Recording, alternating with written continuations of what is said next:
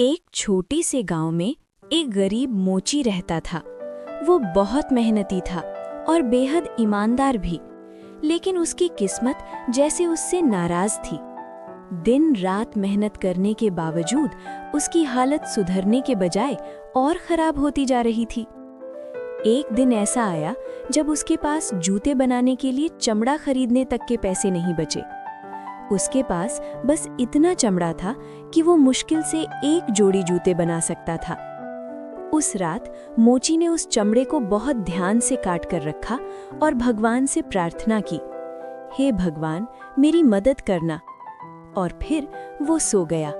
अगली सुबह जब वो उठा और काम करने बैठा तो उसने जो देखा उसे अपनी आंखों पर यकीन ही नहीं हुआ।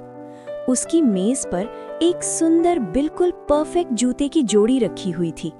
इतने सुंदर जूते उसने पहले कभी नहीं बनाए थे। कुछ ही देर में एक ग्राहक उसकी दुकान पर आया और उसने वो जूते अच्छी कीमत में खरीद लिए। अब मोची के पास पैसे थे।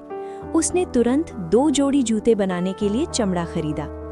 उस रात उसने फिर से चमड़ा काट कर रखा और सो गया। लेकिन अगली सुबह फिर वही चमत्कार हुआ। 2 जोड़ी जूते पहले से तैयार। अब तो ये रोज का सिलसिला बन गया। हर रात वो चमड़ा काट कर रखता और हर सुबह उसे तैयार जूते मिलते।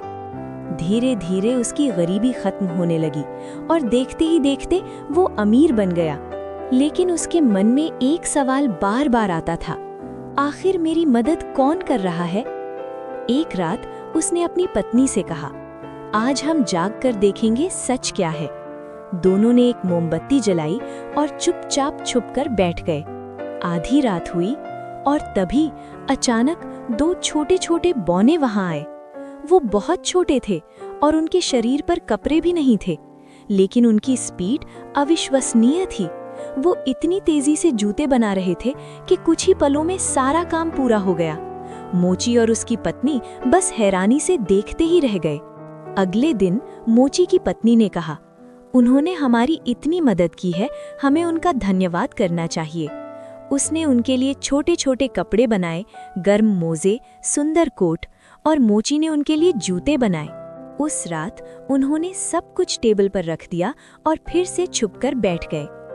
आधी रात को बौने फिर आए, लेकिन इस बार उन्होंने देखा उनके लिए सुंदर कपड़े रखे हैं। वो बहुत खुश हो गए। उन्होंने तुरंत कपड़े पहन लिए और खुशी से नाचने लगे।